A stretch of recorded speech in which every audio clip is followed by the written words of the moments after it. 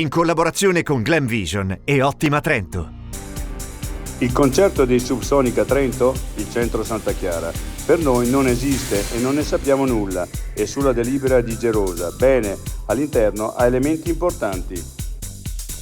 Un 2023 da record per il turismo in Trentino, deciso aumento degli arrivi e delle presenze. Pailoni, risultato straordinario e si può ancora migliorare.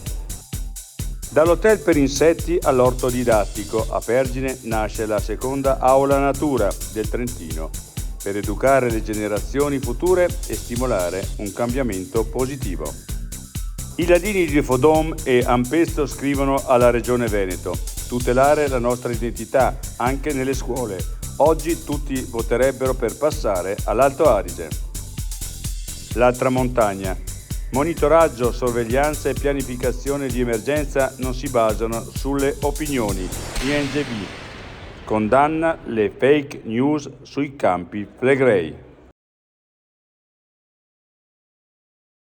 Ottima Trento, dal 1997, consulenza, ricerca e formazione. Il nostro impegno, la tua crescita costante. Ottimatrento.it